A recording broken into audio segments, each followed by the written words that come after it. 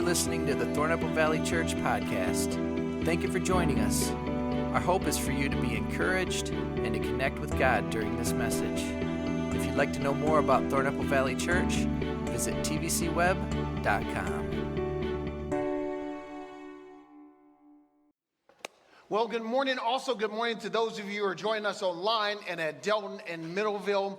You know, since this is Mother's Day, if you happen to be sitting next to your mother, just turn to her and say, "You're as beautiful as the day you gave me birth." Just go ahead and tell them that. And then, if your wife is also the mother of your kids, say, "You're beautiful and you're my baby's mama." Just tell them. You're beautiful and you're my baby's mama. And I'm going to do that right now. Jen, you're beautiful and you're my baby's mama. So, you know, on this Mother's Day, I asked my mom, or I asked my wife, I said, "Hey, won't you share with me a moment, a happy moment from being a mom that I could share with the congregation?" And here's what she gave me. Watch this. Delaney, what do you want to do? What do you want to do? You want to do what? You want to do some homework?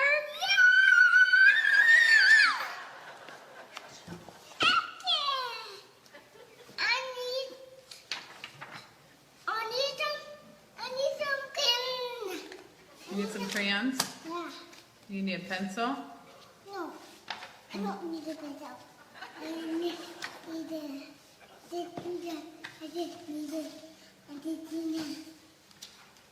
Crayons? pen. Yeah. What are you going to do? That's mine. That's yours? You're going to do some what? Just look. Some work!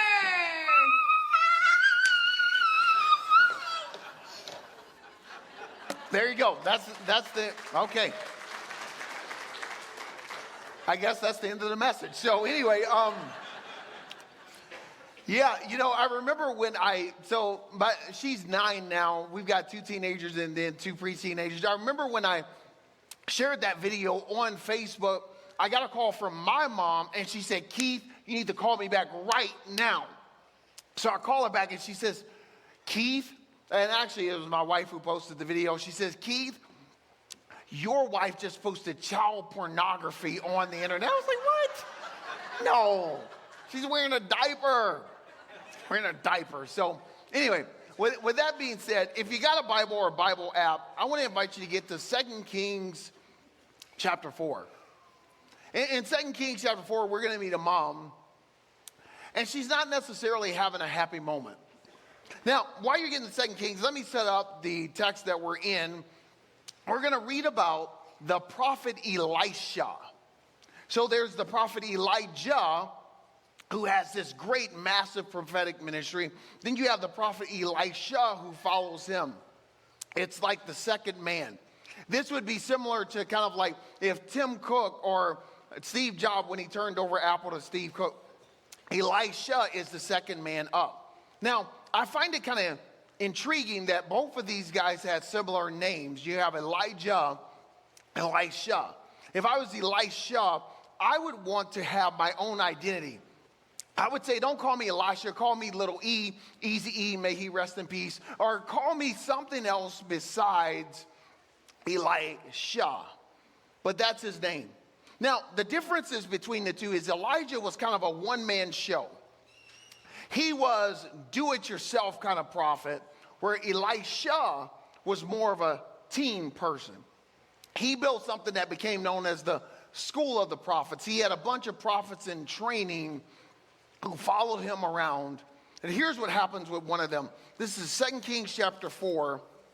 We're going to start in verse 1. It says, "The wife of a man from the company of prophets cried out to Elisha, 'Your servant, my husband, is dead.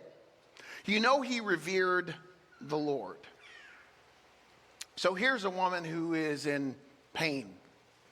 And she comes to the prophet, his mentor. She says, "You know your servant, my husband, he wanted to be just like you, and now he's not here anymore.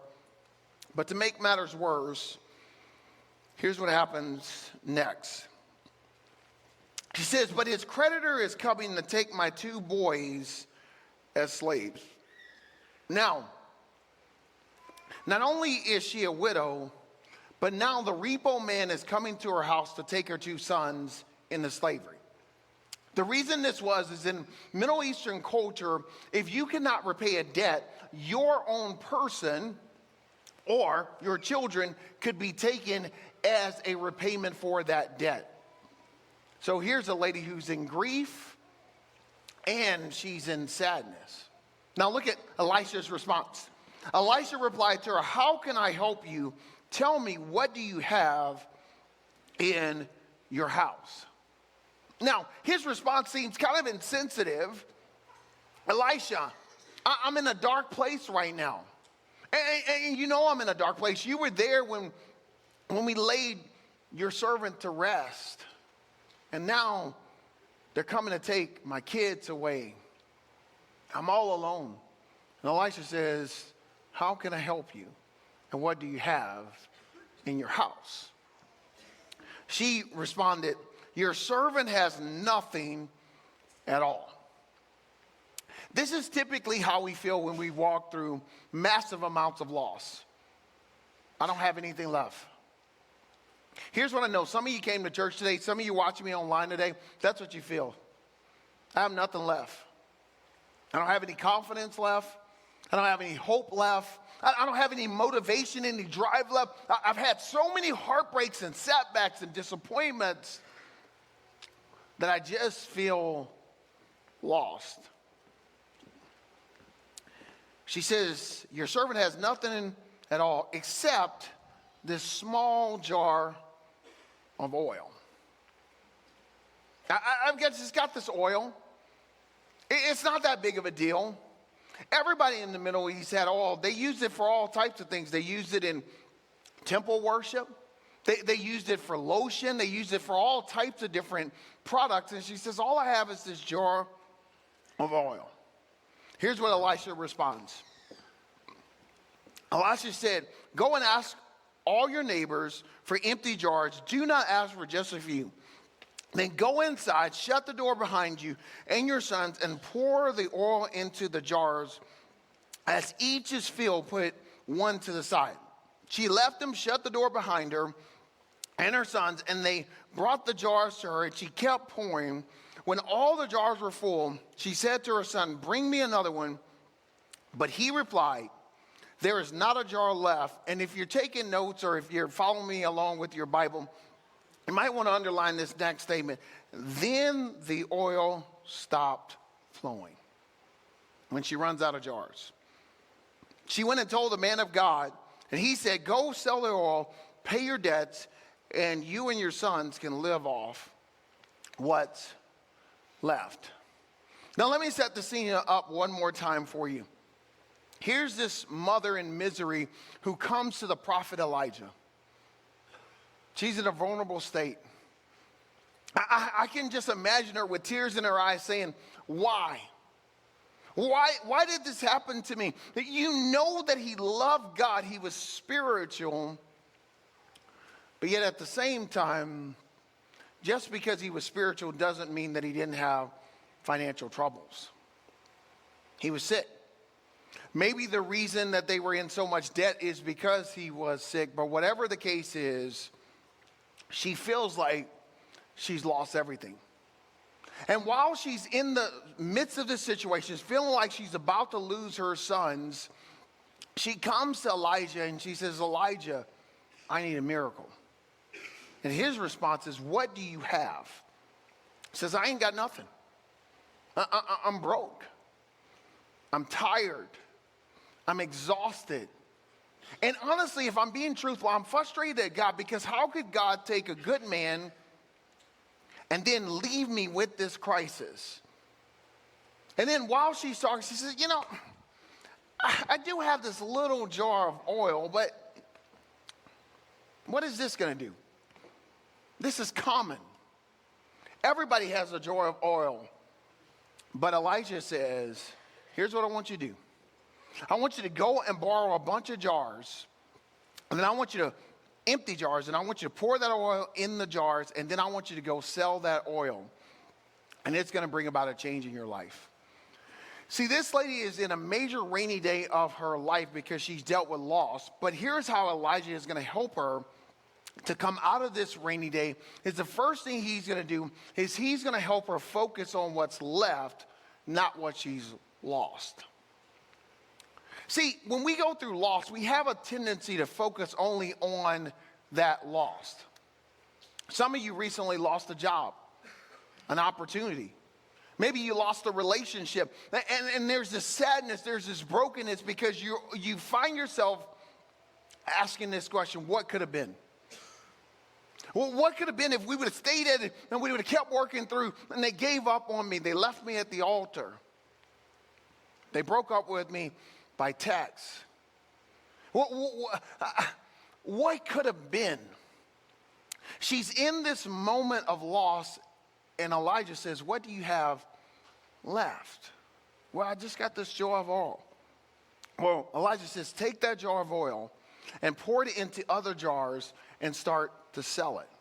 So what she does is she doesn't have a lot of options, so she goes to the first neighbor and says, hey, do you have any jars? And they're like, yeah, I got this, so I'll take that. Like, got any other jars? And so she collects all these jars, and she starts to pour the oil. And what she notices is that every time she pours it, it keeps refilling. Every time she pours it, it keeps on refilling. And then before you know it, she's got all these jars of oil. And when she has none left, she runs out of oil. See, here's what the oil is going to represent: unused resources and underdeveloped potential in your life. You all have some oil. The question is, what are you doing with your oil? See, if you walk through loss, you tend to focus on your loss, your disappointment. Some of you right now, that's all you can think about. But what Elijah says is, what do you have left? Right now, I want you to think about, what do you have? Say, Pastor, I don't have a lot right now. You have a smile. You have hope. You have a church family who could be with you, who could journey with you. When she focuses on what she has left, she starts to feel hope.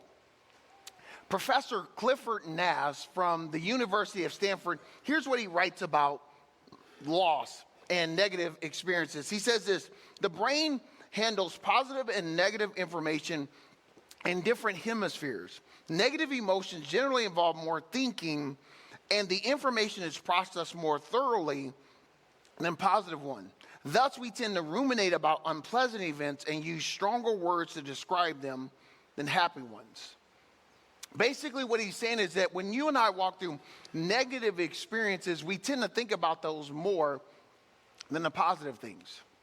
I remember when I used to work at the treatment facility in Southern California, one of the exercises I would do with the people I would work with was the gratitude exercise. I remember one day I was meeting with this young man. He just felt so hopeless. And literally, here's what he said. He said, hey, here's my whole dream for life is I just want to be on welfare and just survive. And he was so smart and he was so bright. And I said, what do you have to be thankful about? Well, I can't think of anything. I said, what about your mom who put you in this program? Yeah, I guess. What about the fact that you did really good on your SATs? Yeah, I guess you have that. And before you know it, we had this whole list of things that he could be thankful for and potential he could release, but he couldn't see it because he was in a place of loss. This same group, they did an experiment where they took a certain amount of money and they gave it to some people, and then they had the same amount of money and they took it away. So they gave, like, let's just say, they gave them $10, and these people, they took away a different amount. Like, so they gave them $20, they took 10, and then they received 10. What they found in this experiment is that the people tended to focus more on what they lost than what they had. And that's my question for you. What do you focus on? Here's the second thing, though, that Elijah is going to do. He's not going to only help her focus on what she has left. He's going to help her to focus on being a faithful steward over what she has. He says, go close the door and get focused on stewarding what you have. See, when I'm under pressure, I end up being distracted. And what I tend to do is I'm playing whack-a-mole. So I got this problem, I got this issue, I got this. Okay, the toilet is leaking. Okay, the cat is peeing on the bed. My dog is fighting with the cat. Man, I didn't even like that cat anyway, so kick that cat. And so, I got just one thing after another. Hey, if you love cats, you can email me this week and I will talk to you about your cat. But anyway, the point of the matter is you go from thing to thing to thing to thing to thing, and you're only focusing on the loss instead of being faithful. She closes the door and says, okay, this is what I have. I'm going to put some energy into it. Jesus told this story in Matthew chapter 25 about a master who has 3 servants. He entrusts each of those servants with some bags of gold. He goes on a trip, and then when the master returns, he wants some accountability to what they have been given. Here's how Matthew describes it. He says, and this is Jesus telling the story, he says, after a long time, the master of those servants returned and settled accounts with them. The man who had received 5 bags of gold brought the other 5, and the master said to him, you have been entrusted with 5 bags of gold, or he said, you have been trusted with 5 bags of gold, and see, I've gained 5 more. The master replied, well done, good and faithful servant. You have been faithful with few things. I will put you in charge of many things. Come and share your master's happiness. The man who had 2 bags of gold came, and the master said, he said to the master, you've entrusted me with 2 bags of gold. See, I've gained 2 more. His master replied, well done, good and faithful servant. You have been faithful with few things. I will put you in charge of many things. Come and share your master's happiness. Here's what I want you to see. The key to happiness was faithfulness. Because they were faithful, they ended up experiencing happiness. And to be faithful, you have to be focused. And so these guys who took the 5 bags of gold, he says, I'm going to do something with this. I'm going to take some risks. I'm going to invest it. And then in a certain amount of time, he comes back and he's got 5 more bags of gold. There's another guy who has 2 bags of gold. He does the same thing. He takes those 2 bags of gold and he makes something out of it. But what I didn't read to you is there's another guy in the story who gets 1 bag of gold. When the master shows back up, he says, hey, I have that bag of gold that you gave me. And the master is disappointed. He said, that was an investment. And you didn't do anything with the investment I gave you. His response was, I was afraid that I was going to lose it, so I didn't use it. But the master says, listen, I gave it to you to do something with it. I wonder if the man who didn't do anything with it, part of what was going through his mind was, if I had more, I would do more, instead of, I'm going to do something with what I have. I wonder if some of you are praying a prayer like this. God, I need more time, attention. God, I need more children. I don't know who prays that, but some people do. God, I need more energy. God, I need more business. And I wonder if God's response to you is more is not coming until you manage what you have. More is not coming until you make the most out of what you have. And when you're faithful and you steward it, all of a sudden it's going to start to multiply and grow. But then here's the last thing. Going back to Elisha, that he's going to do for this woman is he's going to help this woman become debt-free. Now, this is the interesting part of the story. I remember when I was in grad school and I was studying this, it was in a finance class, biblical finance class. It's the very thing that got her out of her mess is the very thing that got her in her mess, but it's how she responded to it. Let me explain. So the reason that the repo man is coming to take her sons is because she's in debt. Unmanageable debt. To get out of debt, I want you to notice what Elijah tells her to do. Elisha. He says, go borrow a bunch of jars. But instead of unmanageable debt,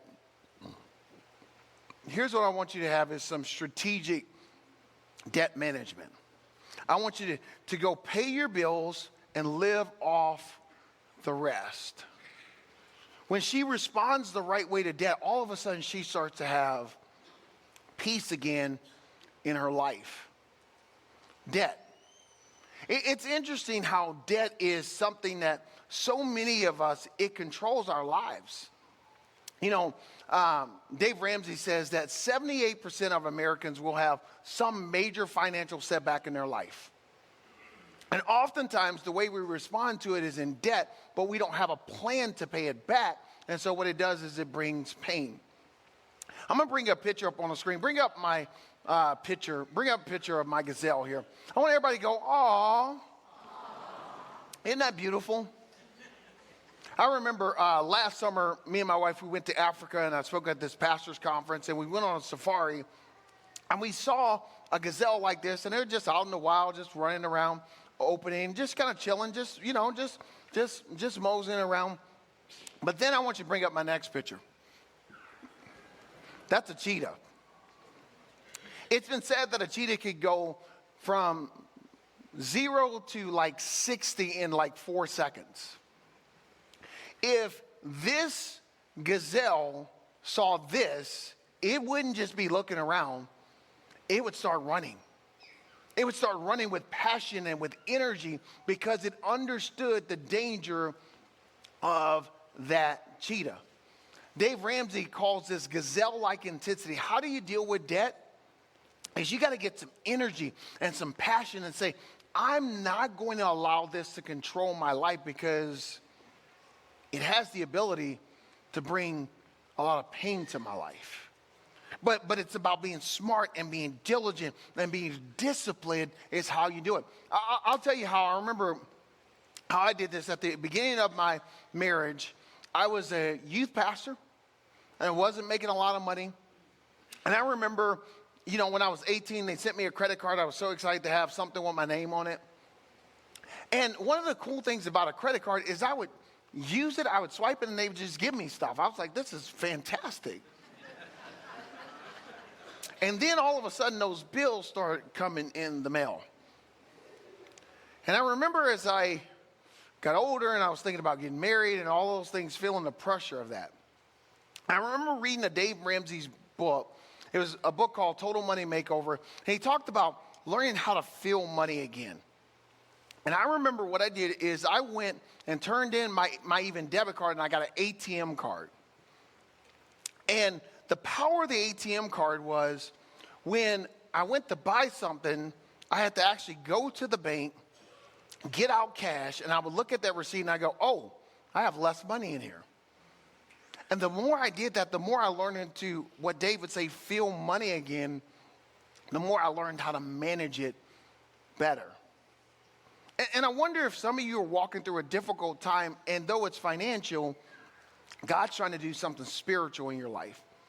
He's trying to teach you how to have gazelle-like intensity to get to a healthier place. You know, as I start to bring this to a close, you say, Pastor, I'm in over my head right now, mentally, emotionally, financially. How do I begin to get to a better place? Well, you need to find what your oil is. Here's the first thing I would encourage you is identify it.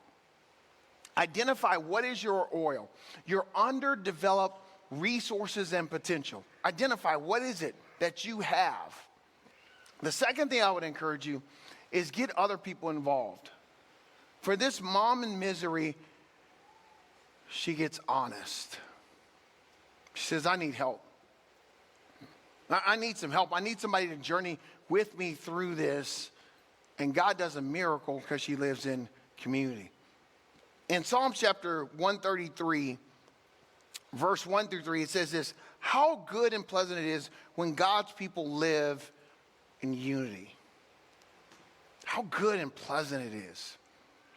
There's nothing like being a part of a pleasant group of people when they're unified. And unity does not mean uniformity. We all have different ideas and different backgrounds and even different theological understandings and so forth. It says how good and pleasant it is for people to live together in unity. It's like the precious oil on the head, running down to the beard, running down on Aaron's beard, down to the collar of his robe. Now what the writer of Proverbs is saying is the high priest Aaron, when he was called to service, what they would do is they would take some oil and they would pour it on him. And that oil that ran from his head down to his beard, down to his collar. It says, when God's people are together, it's like that oil. It's as if the dew of Hermon were falling on Mount Zion. For there, the Lord bestows his blessing, even life, forevermore. If you want to get from a dark place to a healthy place, you got to be willing to enter into a community, to ask for help. You know, that's why around here we have something called the Compassion Center. Because we want to be a church that has compassion for people, because we all find ourselves going through dark moments, difficult moments. And in our Compassion Center, we offer free professional counseling. We offer financial counseling for people that need it. And here's what some of you are going to take away from this Mother's Day is I need help, and I'm going to stop being ashamed to ask for help. This woman's life would have stayed in the condition it would have been in if she would have not asked for help. So as I prepare to close, I want you to think about, where do you need to lean into community? Where do you need to ask for help? And then what is your oil? What is that thing that God's trying to develop in your life? You know, around here, we always give people an opportunity to think about what is their next step with God. So I'm going to pray. Then I'm going to give you an opportunity to think about your next step with God. And then we're going to sing one final song. Pray with me. God, today I pray for the folks who came to church today and they're feeling lost. And they feeling like they've lost everything that they've had, their self-esteem, their confidence, some of them their marriage, maybe even a good relationship with their kids. God, I pray that they would focus not on what they've lost, but what they have left. And you would begin to give us your grace and your strength. So in this moment, God, I pray you would help us to think about, where do we need to lead in a community and receive help? In Jesus' name, amen.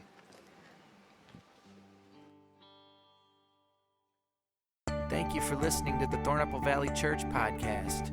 If you found this message encouraging, we invite you to share it. For more information, visit tbcweb.com.